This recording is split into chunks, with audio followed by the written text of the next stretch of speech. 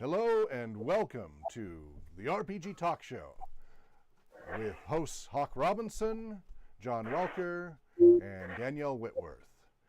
Today is the final episode of the RPG Talk Show in the year 2020. It is December 31st. It's New Year's Eve, the final day of the year of the confirmed crit. Yay! So, if this was the year of the confirmed crit, next year's 2021. 21 is blackjack. So let's hope that we hit 21 and it's the year of the blackjack. Yeah. Last year, for those who are superstitious, we did not run our annual Paranoia New Year's Eve game to welcome in the new year. So this entire worldwide disaster is your fault. Our fault. We jinxed the world for not sticking to tradition. I think, ironically, a lot of us were ill that day. That was it. Yeah, it was a whole bunch of, like, 7 out of 10 people got sick. Non-COVID related, I promise. Yeah, it wasn't, but an interesting. I was there, I promise. Yep, there were 3 of us out of the 10 who had planned to be there. So we did not do Paranoia. We did year in review and stuff like that. So anyway, we're going to do a year in review now, but we will be back later tonight. We are skipping our advocacy meeting tonight because we're doing the New Year's Eve, right? We're not doing advocacy tonight. Training. Right. Yeah. Okay. Just want to make sure. Right. Yeah, because that's just pure overload. So we'll be back tonight, 9 p.m. right here, youtube.com/RPG Research, running Paranoia. And we're going to pick up from where we left off 2 years ago when Dan had everybody in the car and threw a grenade, the car full of grenades, and set off the grenade inside the car full of grenades with everybody in it. What could possibly go wrong? Which then ended that episode. And it was pretty late by then. So now, because Paranoia has clones, we'll be able to pick up, just be minus a few clones. Now, Dan's not going to be able to make it. He's got stuff going on with life and such, so he won't be able to continue that. So that's okay. He blew himself to smithereens anyway. And apparently his clone, the tube, isn't able to reach into that area to replace him yet. But it sounds like, John, you'll be there? With the wife. With your wife, Carolyn. Wonderful. Danielle, will you be at least remotely there? I think I'm going to be remotely there. Understood. We will be remote. You're going to be I want to clarify. We will be remote because Carolyn can't come in. Understood. Okay, so that's the 3 of you. Do you know if David or I think Sam's going to come here because he has his setup at home. He can't do the internet thing. So he's got to come here in person. But he said last night he was planning to be here. So that's 4. Do you know if David's going to make it or not? Do we have confirmation or not? I don't have confirmation, but I can try. What's that, Danielle? She's going to try to confirm. Okay, great. Please do. 3 or 4 is, I mean, Paranoia does better the more the merrier. It's meant to be a chaotic, silly game. And it's one of the few role-playing games that you can play with 10 players and actually work out okay. Although generally what happens, and it follows Tuckman, is when you have 10 players, they often break into multiple factions. Right. We've exceeded the 9 level. Exactly. You end up with 2 or 3 factions at that point. So, which is appropriate for Paranoia, since it's all about the secret societies and all of that. It's just a lot of fun, good-natured silliness.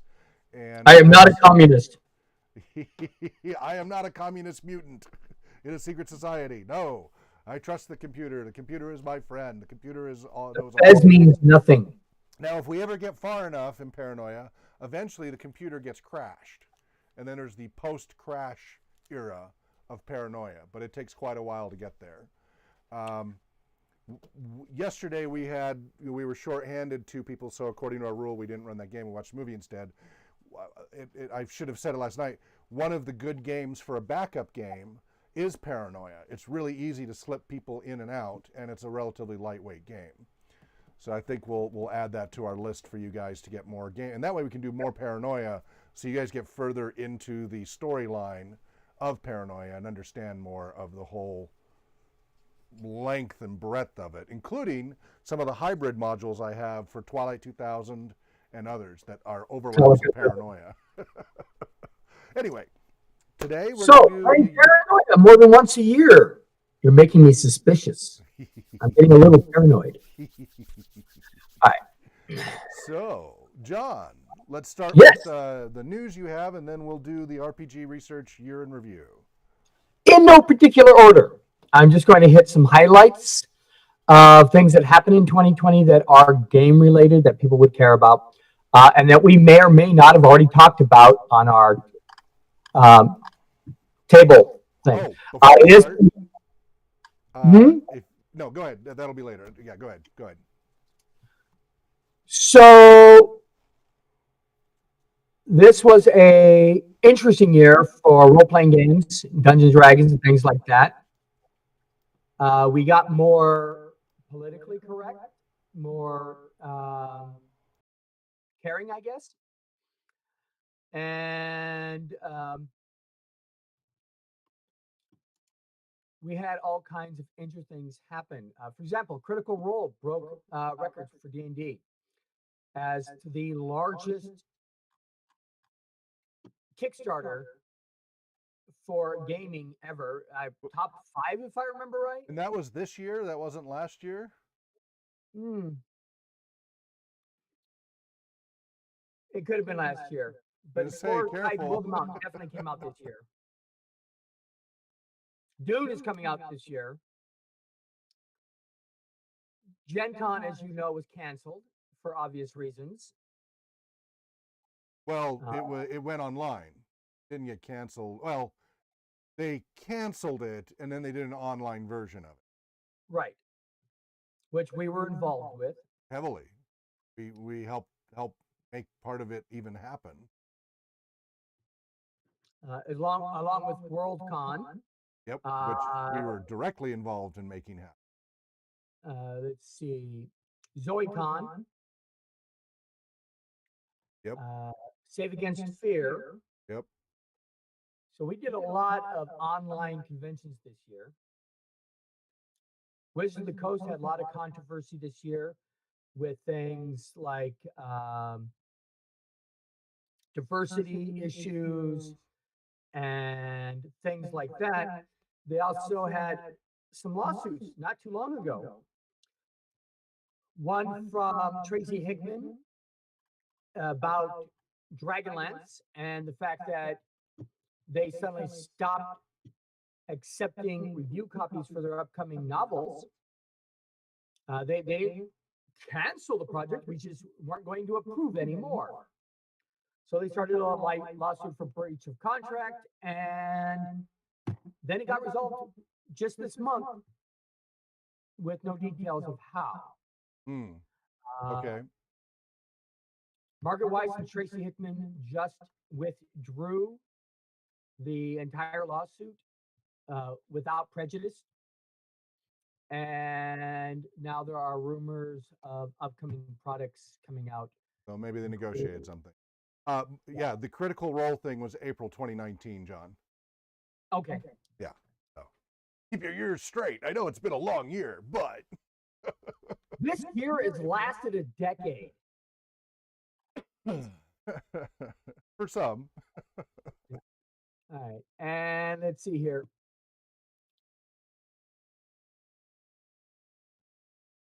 There was sites and people get in trouble for Black Lives Matter and things like that. I don't want to go into those kind of details. But television had interesting things on it, like Tales from the Loop. Oh, right. Well, and Bandersnatch, the Netflix. Yes. Which that also started in 2019, but the lawsuit has continued through 2020. Still ongoing, last I heard. Let's see. Beatles and Grimm's, of course, are doing wonderful. Oh, wait. Update, November 25th.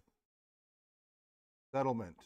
Netflix settles Bandersnatch Choose Your Own Adventure lawsuit, November 25th, 20. Okay, what happened?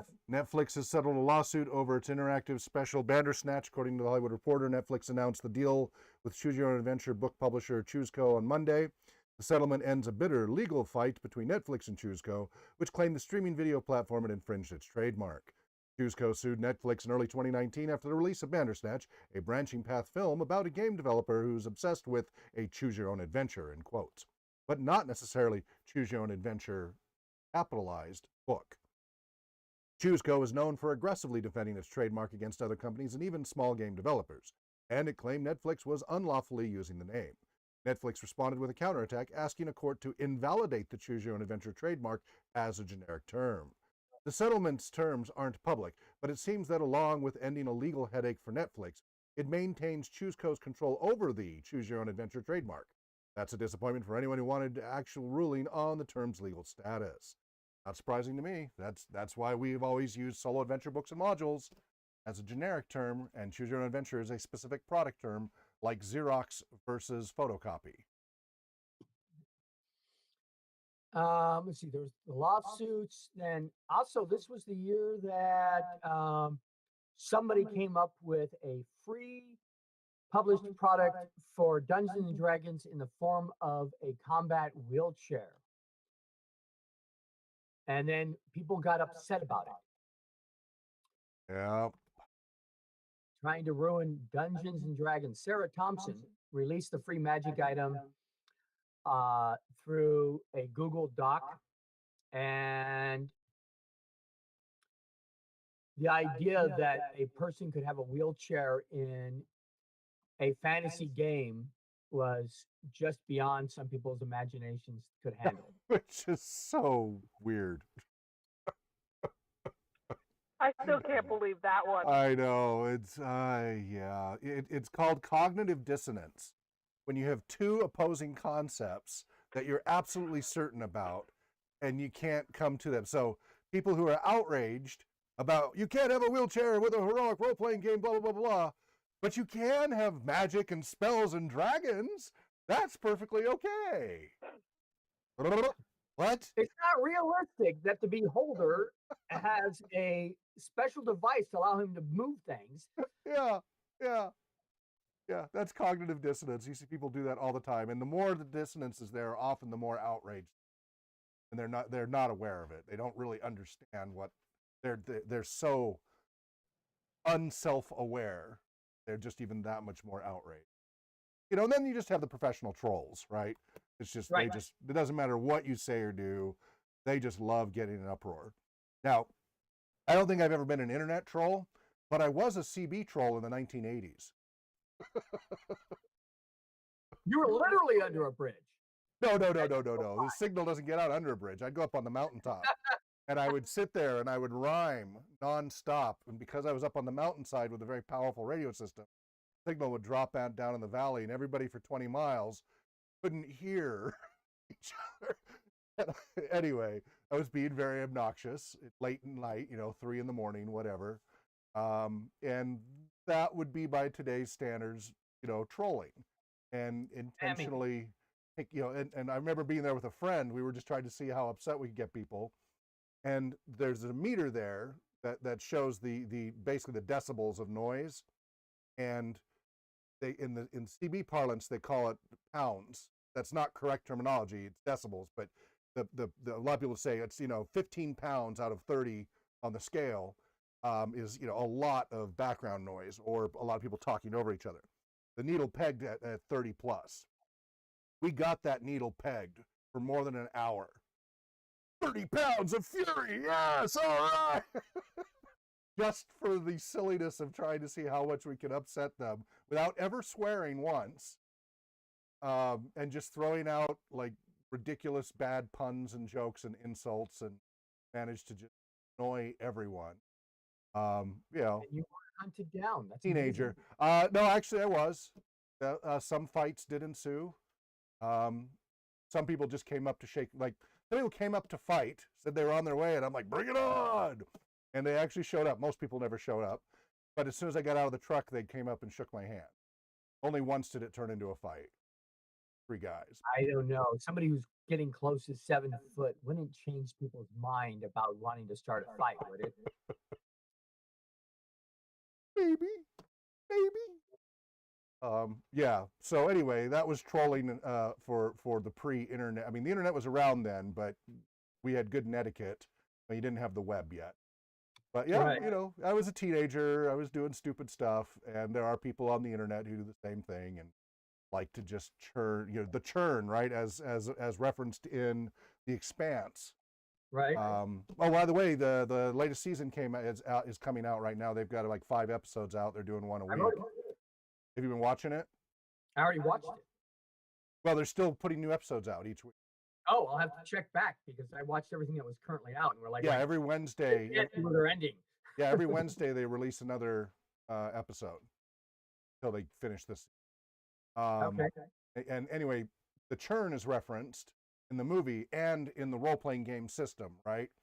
And it's kind of, you know, it's related to in the Star Trek system, the hazard level, things like that. So anyway, we're going on tangents, but lots of fun stuff.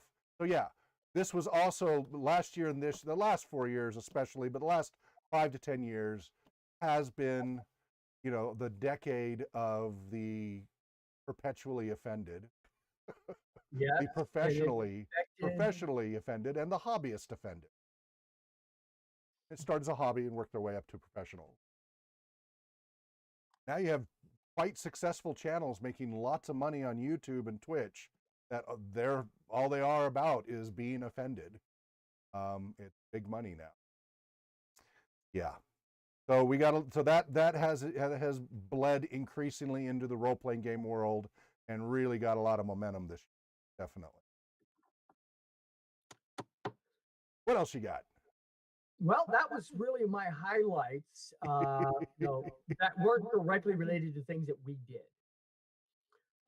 You know, there's the lawsuits that were out there. Some of them resolved. One of them, I don't know how it got resolved or not.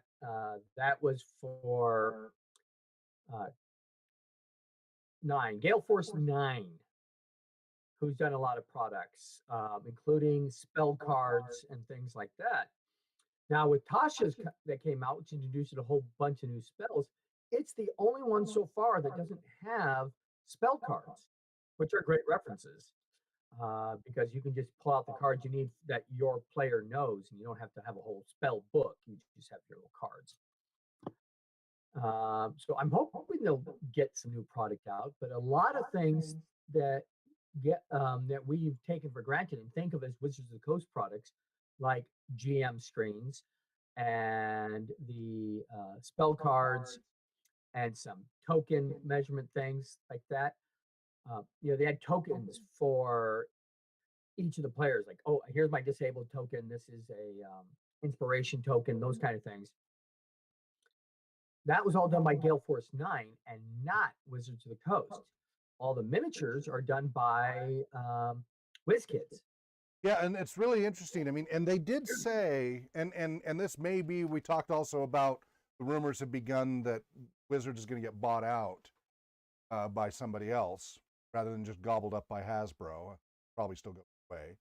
But the recent rumors were that some of the competing companies might buy out Wizards. And it's interesting because, you know, 4th edition just about killed off D&D IP and Wizards. They had to hurry and republish their old editions, 1st and 2nd and 3rd, make money to try to stay afloat while they scrambled to create 5th edition. And that's when Paizo came to the top and for a while dominated with Pathfinder for the first time, arguably since MERP. D&D, you know, D&D and MERP at one point were really, really close. And some claim that MERP outsold briefly D&D. I don't know if that holds up or not, but there's some. Literally branched off from Wizards of the Coast. Right, yeah, it came from the product because of the OGL, the 1.0 OGL. So they scrambled, and then the 5th edition OGL is different than the 3rd edition, but it's not as open as 3rd edition, but far more open than 4th edition's OGL. And they said up front, and you and I, of course, we played many of the play tests. We were a couple of 78,000 play tests, which was the other first thing they did. But they said, we're not going to do the whole splat book thing. We're going to focus on a few books each year, focus dedicated content, and we'll let the community create the rest of the content, which is a very interesting shift, right? That's a huge shift from all the previous decades before. Even with 3rd edition, where they had the OGL, they were releasing splat books left and right and all kinds of supplementary materials.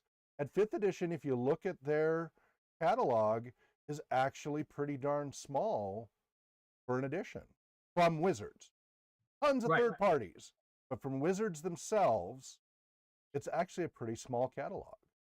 And part of that is, you know, that hurt 2nd edition and was really causing a thing was the bloat. And you can't just sell the player's handbook and call it good. You have to keep adding more crunch and stuff like that through that edition. Crunch being the mathematical side of things, fluff being the story side of things. And you have to keep giving them more options and things to consume so that you can keep making money. That's always been the problem with tabletop role-playing game, is it's a non-repeatable income. You buy a certain amount, then you can play it the rest of your life. That's always been the Achilles of the tabletop role-playing game. One company that tried a different solution to that, which was successful, was Fantasy Flight Games, where like they release a lot of things you have to buy, packs of character sheets repeatedly. Like there's all these things you need, in quotes, to buy, and especially like Warhammer, right? They got that formula with Warhammer where if you want more armies, you got to buy it. And they did that even with the role-playing game when they had the license for the Warhammer FRP, where you had to buy these cards and tokens and sliders and all these little things to if you wanted a larger group, like the kit came with enough for 4 people. If you wanted a 5th player, you had to buy a pack for them to be able to be a 5th player, for example, the little mats and sliders, etc. And it was an expensive role-playing game, but it meant people kept buying all of the supplementary product. And Wizards went the opposite direction of.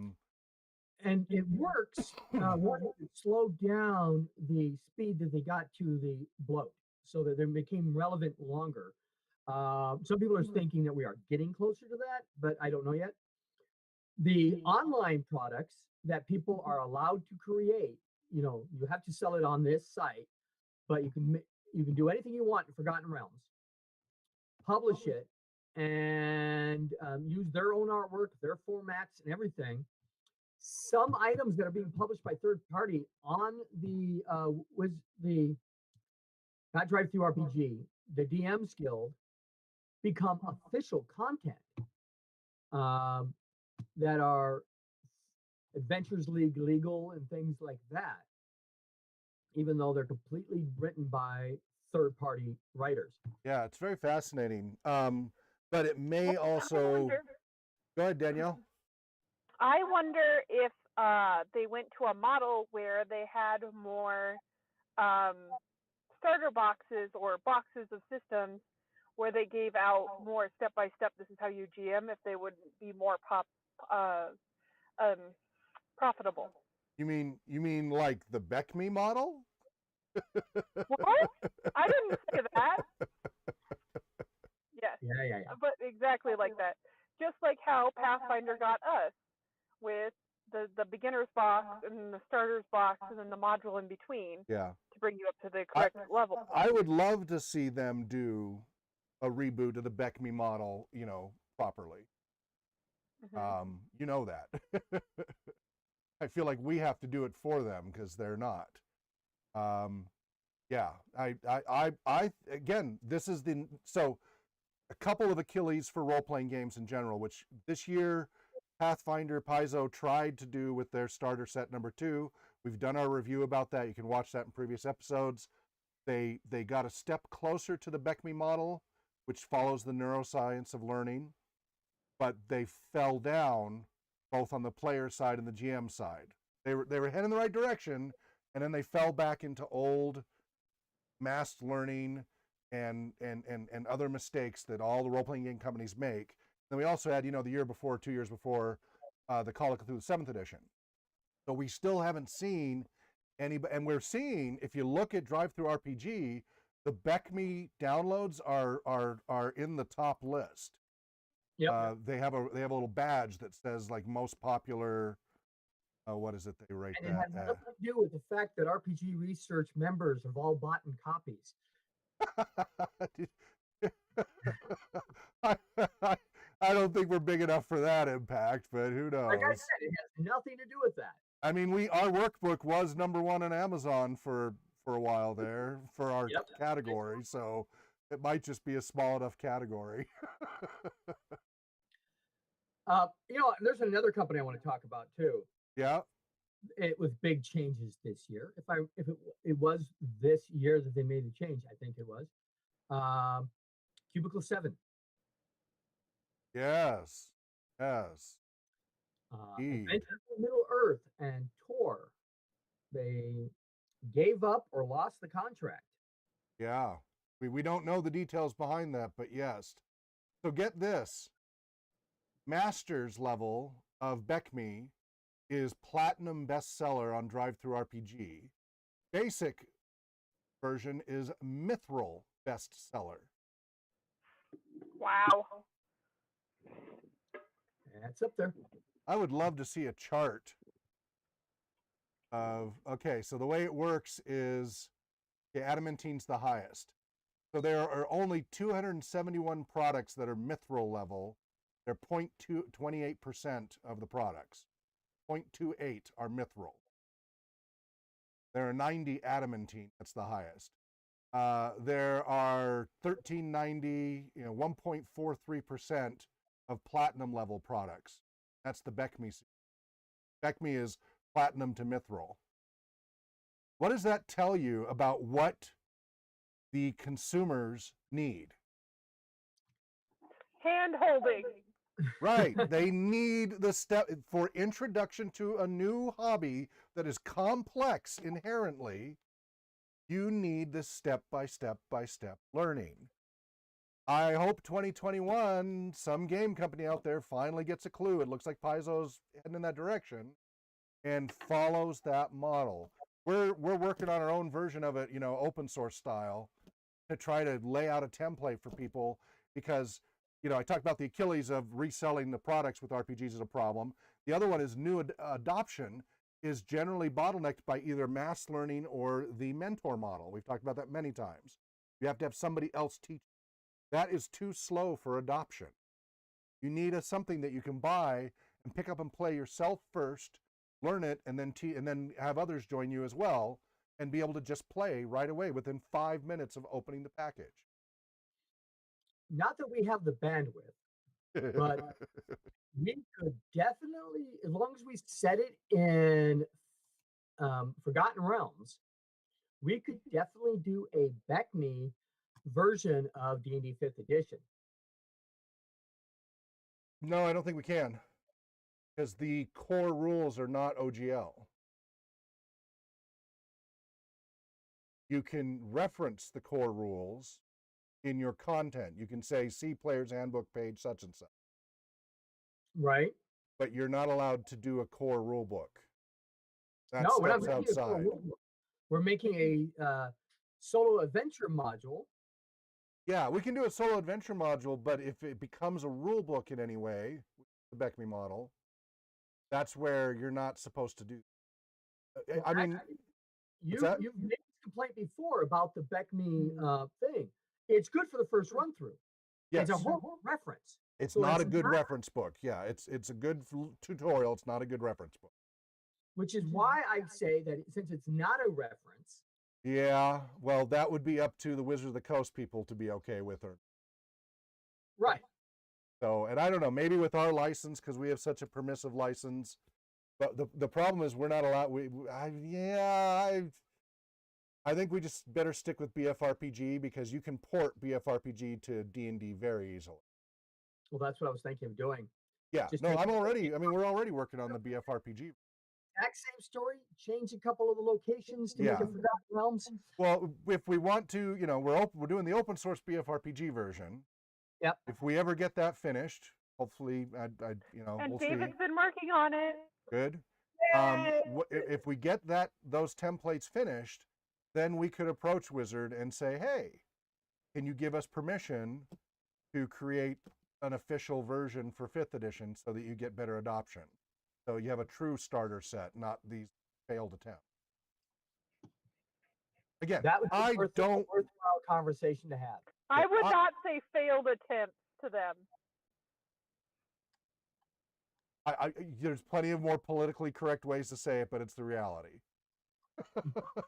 Right. I might not say that directly to them, although we've just said it on the air, but that's okay. But it is. They even Paizo, who got closer than any of the others except for Cthulhu, it's still measured by the BECMI model, failed. Right? We've done that with the playtest. We can see that it did not meet the criteria of a first-time player jumping in, avoiding mass learning, and not needing the mentor model. Not that it's insurmountable, but it's just that there's this role-playing game player mindset that just doesn't seem to get it. And Frank Metzer seemed to get it when nobody else did. And you know what's interesting? Right at the end of the BECMI publications is when Gygax got canned, and Menser left with Gygax, even though he wasn't canned, but he chose to go work with Gygax. Little interesting history there. Yeah. So, yeah, I don't know the whole history there. I'm sure Frank can talk about that in great depth elsewhere. Anyway, so yeah, so hopefully 2021 we will see, well, you know what? We'll talk about this in our meeting in a few weeks, but we need to get the BFRPG tutorial module thing done in 2021. So one way or what's that? Thank you, David. We're working on it. Thank you, David. I have set dates for him to get things done with that. Good, because so 2021 will be the year that there is a proper tutorial of how to learn a new role-playing game from scratch without a mentor, and that you can start playing in 5 minutes and be learning as you go and layer in the complexity. It still won't be the complete BECMI arc, but at least for the beginning play, 2021, we will make that a reality. Hopefully others will do it as well. But I keep explaining it, but apparently we have to show it. Well, if any of the big companies, Wizards, Paizo, Cubicle 7, any of you guys want to talk to us, we're here. But I don't want to have to create another wheel. I would much rather others did it so we can move on to what our focus is. But sometimes you have to create the tools you need to work on your actual goals, like creating the TFN platform. We didn't want to be a TFN, you know, a movie streaming platform, and there wasn't a viable platform doing what we needed at the Fantasy Network and Zombie Warfare Entertainment. So we had to create the tools that we needed to get back to making the movies. Sponsors. Yeah, and to get back. Are our favorite sponsors. Yeah, but so we could get back to making movies again. Which, by the way, I have the Journey Quest 3.5 DVD now. Nice. So, We'll have to watch it. it has some funny twists. Yeah, so anyway, all right, so let's go ahead and shoot through our RPG research here in review. Let's, Danielle, you had anything else you wanted to throw in before we do that? It was what I thought was supposed to come out this year. Oh, but right. I guess coming out next year is the Quest of Yore. Is that right? Quest of Yore Barley's Edition. It is Disney Pixar creating their own role-playing game so that you can play in the universe of Onward. And I am greatly looking forward to it. There is something out currently on Amazon, but it is not the full rules. It is just something small, it looks like. It looks like just a book. A book? Okay. I don't think it has anything to do with the rules at all, actually. But now we're seeing bigger companies recognizing the want. Well, last year was Wendy's. Yeah, last year was Yeah. Wendy's. Yeah. Yeah, when you did the But role this playing, is talked about Disney Sure. and Pixar. Yep. So this is a big. I mean, Wendy's is big, but Disney owns so much Sure. more. Sure. And they're going to be putting out their own role-playing game that they made. Yep. Nobody else. So. no, that'll be fun to see. Mm-hmm. And it looks like it's going to be fun. It comes with a lot of neat things. The Advanced Player's Guide, Quest Tome, 180 power spells and item cards, 24 hex tiles, 4 conviction tokens, heart, fire, and grit tokens, enemy tokens, quest master screen, character sheets, 3 sets of polyhedral dice, 6 miniatures, and a set of rules. All that does, in my opinion, justify the $50 cost. I want to be the van, so I hope that's a thing. You can't be the van. The van isn't a character, it's a prop. And the 6 miniatures are apparently the Manicore, the wizard, a fawn with a bow, an elf with a sword and shield, a little dragon holding a ball, and I'm assuming that's a gnome with a lute. I'm very excited to see this come out. And I'm also very excited that there are more companies that are not known for putting out a bunch of games that are interested in putting out role-playing games. No questions from the chat room. Do we want to go on in and talk about what we've done in the last year, in the last 20 minutes we have? Anything else anybody wanted to cover before we do that? Danielle? Nope. Okay. So if you go to our website, rpgresearch.com, and you click on news and then blog, this is the easiest way without having to click on the link. I'll put the link as well, but go news and blog, or you just go to rpgresearch.com/blog.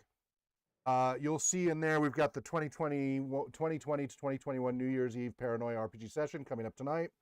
And then just next to that, the 2020 RPG Research Year in Review. You'll see my SUV with the RPG Research logo and RPG Therapeutics logo, but with the U-Haul in the back. That was from the 2020 RPG Tour that went from Washington, drove from Washington all the way to Maine, from Maine all the way down to Texas, and from Texas all the way back to Washington.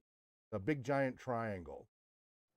And that was the formation of the RPG Museum at rpgmuseum.org to pick up, more than 1,000 pounds worth of materials, which we still have yet to go through here. We've been doing a little bit here and there. So anyway, on that page, you will see by the month each of the significant things that happen. That page is a work in progress. We're scrambling to get it all in there. But we've got more than half a dozen videos through Gen Con TV, some roundtables, some podcasts, multiple events and conventions. So in January, we started working on the Gen Con programming before the live one was canceled. We moved it to online. Our BFRPG accessible character sheet that we've been working on over time was published on the basicfantasy.org website. We started working on the RPG conference. That ended up getting canceled with everything going on. In February, we got to go to the Cursed Crypt folks at their factory, making these wonderful portable boards and such maps, which we've used many times on the shows, that you can put markers and Sharpies and dry erase, all of them work. And they're dishwasher safe, and they're in tiles, and you can stack them, and they're magnetic, and they're metal, so you can put magnets on them, and all sorts. We use them all the time now. Thank you so much, Cursed Crypt. We really appreciate it. And their factory is here in Spokane. Their team helped us put together some of the games we ran. They trained as game masters to run some of the games we ran at Gen Con 2020. We were doing our usual community center, dropping in RPG programs, including Spark Central. And then in February, we also did, by Spark Central's request, a special How to Become a Better Player workshop. And then later we were going to do a How to Become a Better GM workshop, but with COVID, that got canceled. We'll see, someday in the future that'll get. Then I was on Gen Con TV, table takes about neurodiversity in gaming and more that month. In March, we were preparing multiple fundraisers. We were doing the Les Schwab was going to let us use our parking lot. We were lined up to do our first St. Patrick's Day parade with the bus and the trailer, but COVID ended up canceling all that. We moved the Spark Central and community drop-ins online to keep them going. I purchased a second, actually third trailer. The first one was vandalized, but trailer number 3, a new. We now have 2 wheelchair accessible RPG trailers and the RPG bus, so that was great. It was a much nicer layout, lower ride height, so it's a lot easier to deploy for wheelchairs. And it's just a lighter, more enjoyable trailer than the other one. Both still useful, but that one definitely nicer. And it had been 4 years of searching. In April, we continued our community programs online. I was recruited by Zoe to begin expanding the TFN, the Fantasy.network platform, to be able to host events to save a bunch of conventions from cancellation, especially Gen Con and Worldcon. And I was given 2 weeks notice that we were going to host a prototype of ZoeCon that April 24th. I had 2 weeks to hurry and expand this platform with the help of Nicholas and Jay and Ben and others, but it was not much time. And it was rough, but the prototype worked. It got the word across. Zoom kept crashing, and our Jitsi servers out running out of my house were more reliable than Zoom servers. So we learned that was an important backup to keep in the platform. And that has continued to be so. So then we did ZoeCon in April 24th, while the Worldcon and Gen Con people watched. We also did the unboxing of the Stranger Things D&D starter set. You can watch those videos. John, you said we received an activity kit from Wizards of the Coast from D&D Beyond. Well, what we received, the activity kit is D&D Beyond. We also have passwords for Magic the Gathering, to play Magic the Gathering online, but we don't play that card game. We don't teach that card game. Yeah, we do. Yeah, we do role-playing gaming. Exactly. Yeah.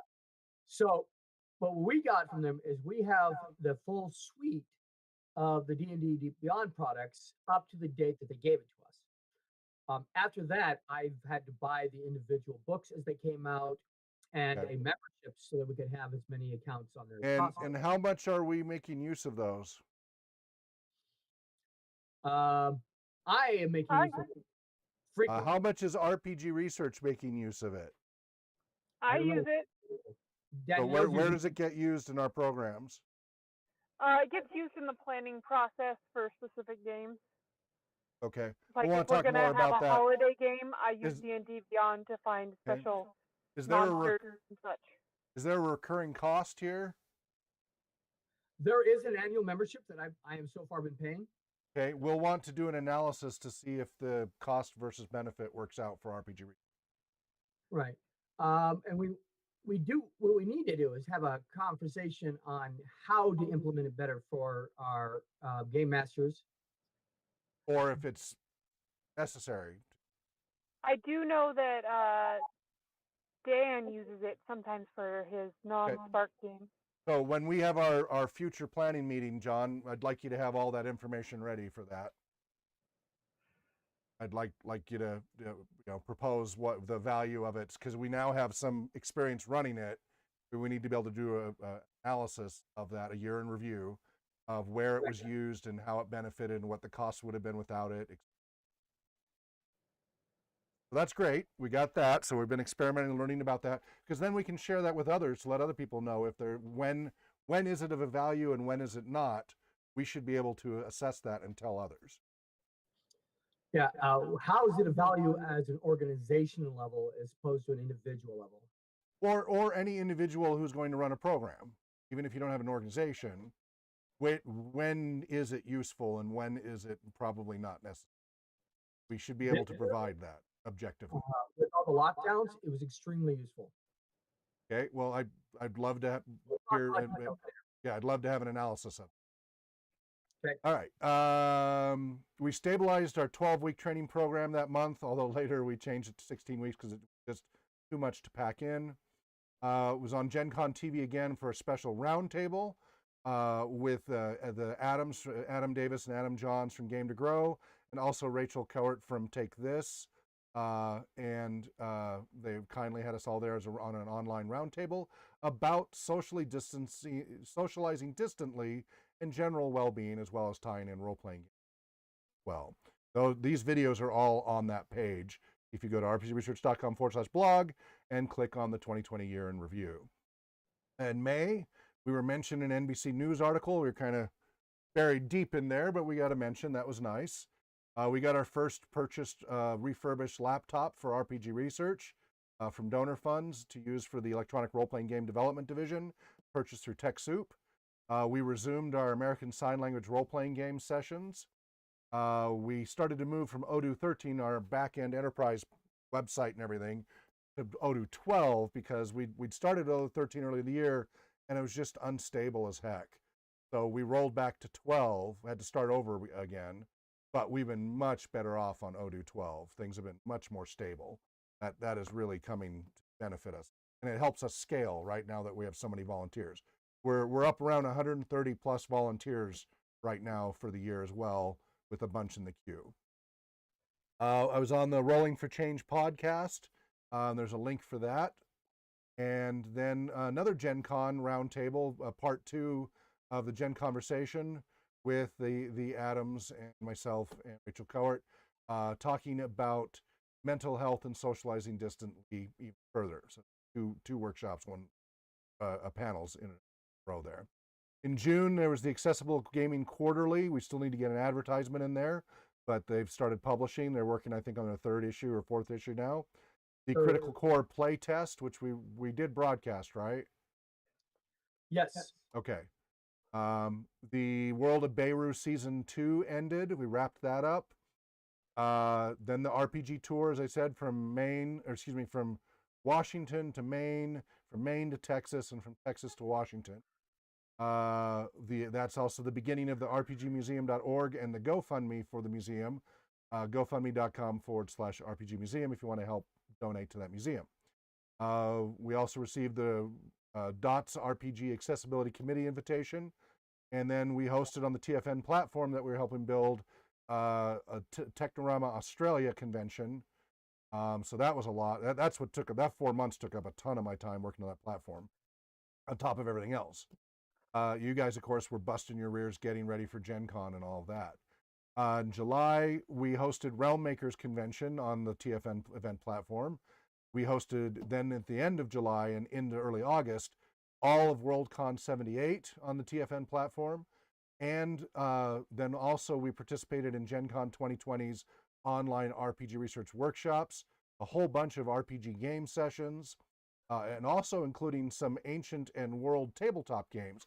There's a little outside of our normal bailiwick, but Derek Guter, who with Gen Con TV and such, and also helps with programming, had been wanting to do this for years, to bring in world gaming and historical gaming, and that was very popular, right? People really they really didn't know about Senate and all these other games, and a lot of people really enjoyed that expansion of the games for both world and history. And so that was very popular. And we hosted the Gen Con Film Festival on the TFN platform. And between all the stuff going on, between Worldcon, Gen Con, and then also, that Saturday we were running our online drop-in RPG community programs, the TFN platform, we were hosting up to 20,000 people concurrently at one point. Simultaneously, 20,000 people on the platform we helped build. That's 20,000 people that would not have been able to enjoy that experience if we'd not been able to build that platform. And so there's a link at the bottom when you go to log in on TFN that says, built by, Zoe and volunteers at RPG Research. We're very grateful for that, and we're glad it worked out, because that was 4 very intense months. Now they've hosted other events since then that have just gone smoothly. They did the Seattle Film Festival, right? Just recently. I didn't even realize it just went so smoothly. Ben said he didn't need to bother me. So that's really great. we're working on 5th edition. So that's 4.5 of the TFN. We're now working on 5.0 of the TFN 2020. And special shout out for Nick for all his work on Nicholas continues to just do yeoman's work as our sysadmin, senior sysadmin, de facto IT manager. We're really grateful to Nicholas for how hard he's worked, what a great job he does. And our new tech who just joined us a few weeks ago, Patrick, we're looking forward to training him up. And we do have a few positions open, between webmasters and sysadmins. The sysadmins we need here in Spokane to have physical access to the servers and the desktops. The webmasters we can have remote, and so we need social media managers and all these others that can be remote urgently. So you can check that out at rpgresearch.com/jobs for the long list of volunteer roles there. We're backlogged trying to catch up with the applicants, but we need desperately a volunteer coordinator to really handle that. And John and Danielle are doing all they can, and Kate are doing all they can to catch up on that.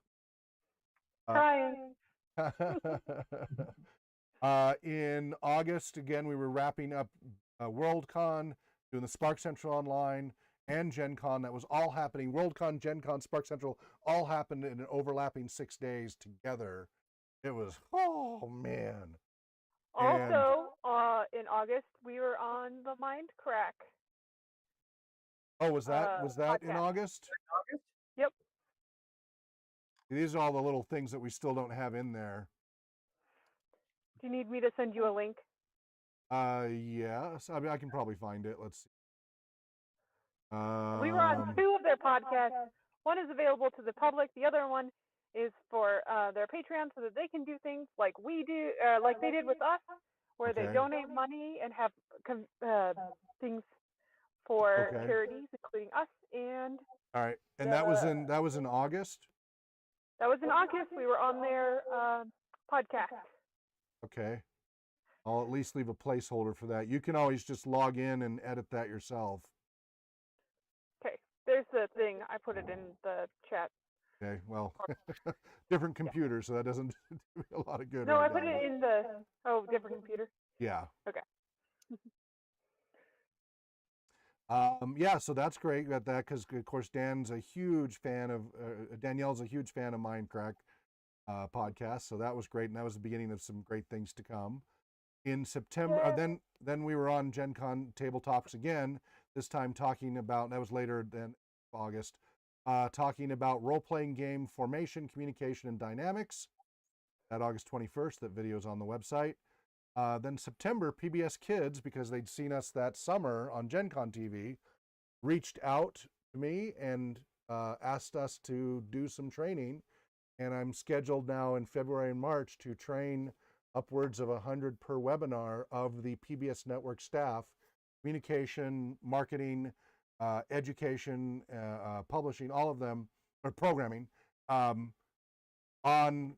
recreation therapy, role-playing games, accessibility in gaming, and different population needs, to help them develop their programs online, their shows, and their community programs, to bring these concepts, recreation therapy, accessibility in gaming, and role-playing games, into their programs. It is a true privilege and honor to have that opportunity to train their staff. So we're working frantically on getting that ready. That's when they first contacted us. That's a big, very exciting news. Alexis and Danielle started doing the RPG research inventory, because we're finally had a working Odoo that was stable enough to do that. We changed our GM level 1 training from 12 weeks to 16 weeks. And let's see, so that's September. October, there was Save Against Fear. And then SpoCon was supposed to happen. It was supposed to be a Halloween themed, but it got rescheduled for April 2021. And by the new archivist team that had formed in August had finished moving 1,000 of the 10,000 content items from the old servers, our old servers, to the newer server. So they were really working hard there, which is great. Personally speaking guest on KYRS, Thin Air Community Radio. We all three were on there. We need a link for that. Yeah, I thought we were supposed to get a, Recorded version. yeah. Yeah, I don't know. Who was the contact, you or Danielle? I John, believe that was me. Okay, if you could follow up on that, please. Okay. November, I we have a got. question Go ahead, Danielle. from the Peanut Gallery that's texting me. Alexis would like to know if our Call of Cthulhu game tonight is Yeah, going to be Paranoia. on YouTube or Twitch. Paranoia. Paranoia. That's what I meant to say. YouTube. YouTube? Okay. YouTube. All right.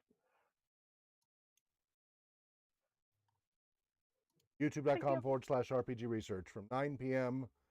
Onward Pacific time, PST8PDT, until we're too tired to play, which typically is 1, 2, or 3 a.m. around there.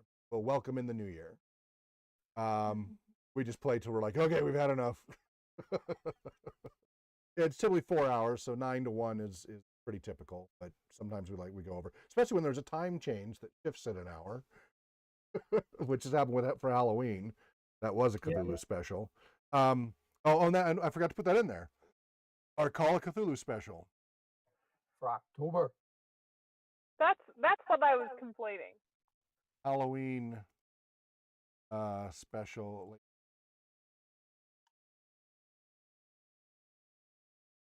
Get a link to that. November, we got the board to give information. We finally received the Open BCI. That's brain computer interface equipment. Nearly $2,500.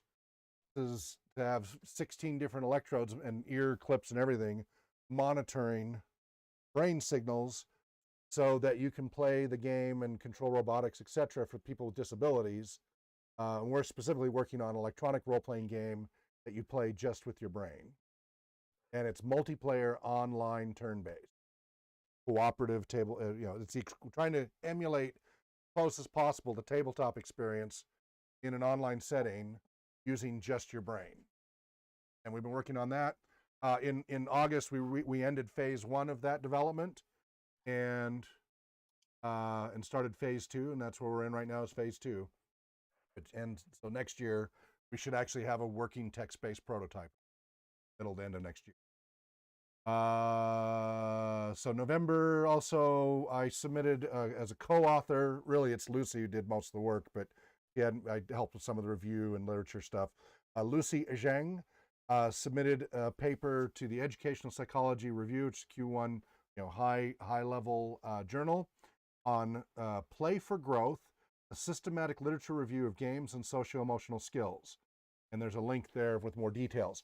I did get feedback that they felt the scope was too broad and that we had to narrow the scope down, and so she's reworking it to do that, to resubmit. It typically takes 60 days to get a first response, which is what we got, and then takes typically 180 days for them to make a final decision. So we're in that iterative process of journal submission. So we'll keep people posted on the progress of that. Also, you left your book here, John, and your coffee mug. That your orange coffee mug? Yeah. That's all right. It's your home away from home. We published in November the role-playing game professional level 1 training workbook for recreation, entertainment, education, healthcare, therapeutic, and other professionals using tabletop, live action, electronic, and hybrid role-playing games to achieve measurable results. Now, this is the Amazon preview edition. We're still working on the final first edition based on using this and refining it. So I'm reworking that heavily. And then the goal is to have the first edition ready before the PBS webinars start in February to get that final first edition published. So, but this is totally usable as it is. We're just making improvements. And so all of our trainees now are going out of that, which is making it a lot easier for the training, speeds up the training, and creates a nice reference book that you can use later as you get the answers to. To be clear, it is not a study guide. It is a workbook. It is full of questions without answers. Lots of blank space to put the answers in, but either you on your own, which you can totally, if you bought the book, You could totally find all the answers in our research archives and blog postings, etc. You could find every single one of our answers if you just listen to our videos. Every answer is in there. Freely, you could do it on your own and fill it all in, and you would learn in that process. Or you can join as a volunteer and get free training at RPG Research, go through the 16-week training program, 16 to 32 weeks, depending upon player versus game. And then you learn all of it and fill it all in that way. Or you can do it through other companies like RPG Therapeutics and RPG LLC, where there's paid workshops that they'll take you through the training and use the workbook for that. So it's multiple uses, but it is a workbook, not a study guide. Study guide and instructor's manual, we have our own internally, decades long of material. I don't know if I'll ever be able to take on editing that into something publishable, but someday that would be nice to have. So that all came out in November, which is a huge milestone for us. Yay! Yay! And then we also started making progress on the catalog software for the RPG Museum. And then in December, Danielle, take it away about the Mindcrack charity fundraiser marathon. We raised, I do believe it was Just close to $6,000. Yeah, over $6,000. Over $6,000 with a Mindcrack team playing role-playing games that we led, and we had tons of fun. And I am currently in talks to see if we can continue doing that with the Mindcrack folks, because they are, although they are a for-profit, currently they're working to change their for-profit into a non-profit because because they started the for-profit instead of a non-profit to raise more money for charities. Cool. It would be like a third-party raising.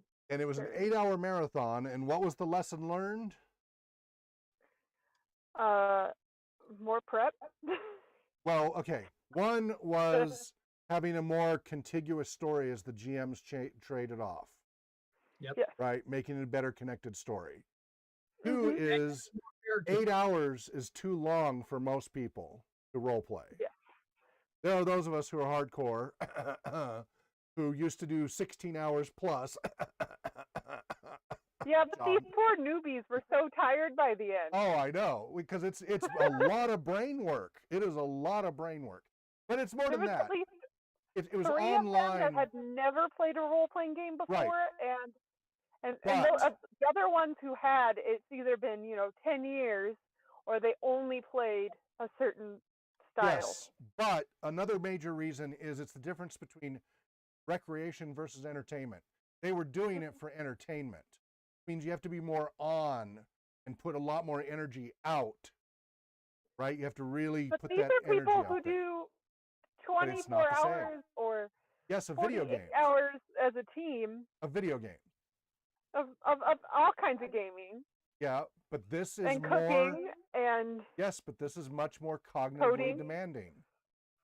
This is, believe me, for my EEGs, right, monitoring brain waves, participating in a role-playing game is a very cognitively demanding activity. It is fatiguing when your brain is not used to it. And that means it's good exercise for the brain, right? It just further reinforces so many different parts of the brain get worked.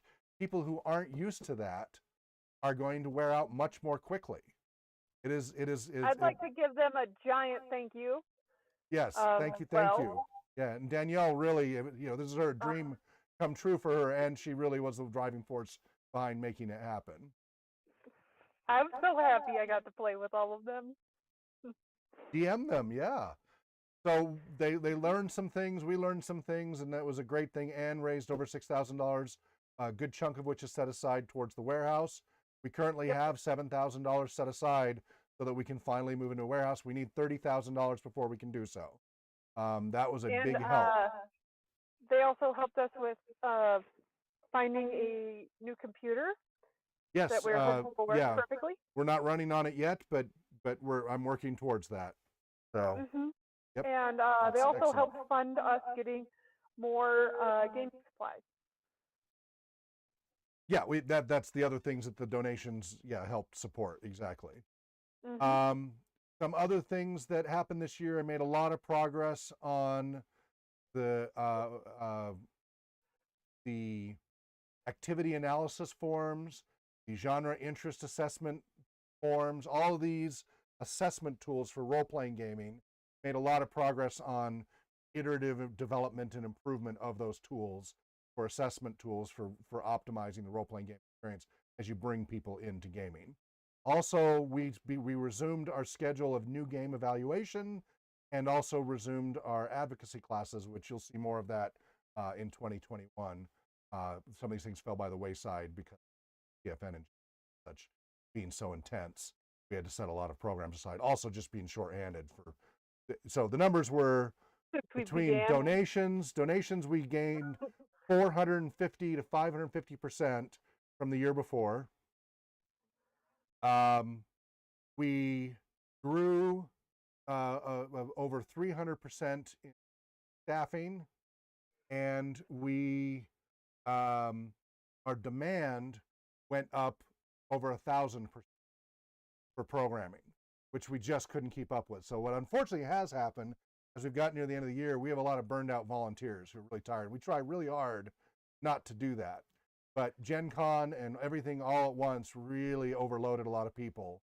I'm not tired, you're tired. We're all tired. But we can see it as an organization, right? We can see who's still active versus fell by the wayside after Gen Con. So that's all stuff we'll talk about in 2021, trying to manage that we don't burn through. Because we've had such a good track record before of hanging on to our volunteers for a long time. This level of intensity and COVID making people tired of being online has had quite a ramification in our staff activity. So demand went up over 1,000% and we just couldn't keep up with it. So hopefully in 2021, as we rejigger things, we will have that worked out even better. So what an amazing year, right? In many different ways of use of that word. Any final words before we wrap up? Any final words, Danielle? I just really appreciate everything that we've got to be able to do this year, and it's really thanks to our sponsors and people who our volunteers, show up number and one. go to training. It's thanks to our volunteers, number one. We could not do that without you, me, John, all of our volunteers. Nothing would be happening. David, Sam. Volunteers, yeah.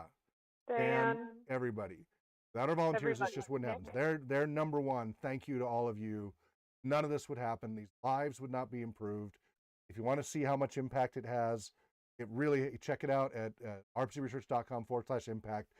We're talking tens of thousands of lives this year that we had a direct impact on. More than 25, 30,000 lives we measure, we had an impact on, we know of that we had an impact on. And then who knows what the ripple effect is beyond that, we just don't know. That is because of our volunteers, our amazing volunteers made for an amazing year, number one. Number two, the wonderful support from the partners and organizations and Mindcrack and There's lots of them that TFN, Gen Con TV, especially. Yeah, just everybody who's done a wonderful job being part of the community to help enable us to help others improve the human experience around the globe. That is our mission and vision. We thank you so much for these wonderful partners for helping grow that reach to help make lives better. And of course, donations, right, from our Patreon supporters and Facebook and PayPal donations.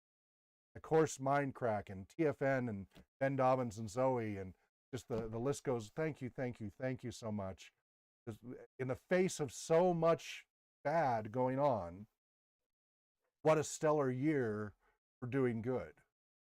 I'd also love to thank our viewers who show up and randomly ask us questions. We love those. We absolutely love those.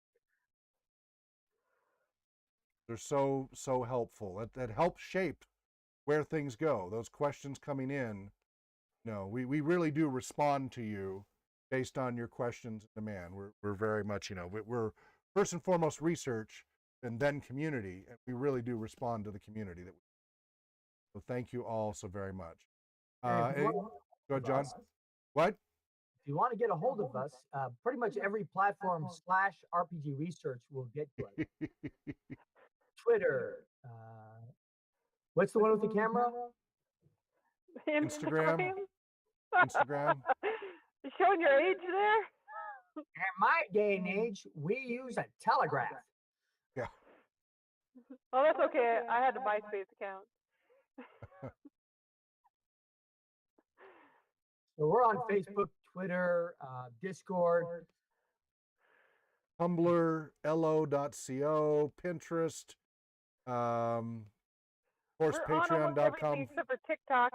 Parlor, MeWe, Atra, LinkedIn. You can also always email us at Now, RPG researcher or info. is Sorry, TikTok info at even RPG worth research. adding? Is TikTok even worth adding to our list? Is it really the I kind mean, of? I would have fun with it, but that's about it. You'd have fun, but would we get any benefit from it? There's quite a few nonprofits that are running solely off of the donations that they get through TikTok. But isn't it 100% videos that you have to upload straight from your phone? Yep. Yeah. How are we going to do that without a social media manager? Frustrated. Yeah. I don't know. Without somebody to manage that, it just doesn't fit. Because I mean, we have a dedicated phone, but we need somebody who's going to handle that. So, and most of the front pages, I just went to TikTok.com, and they're almost all people doing grinds and making out and dancing in evocative ways. Some of them are cute kids, but most of them are not really in line with our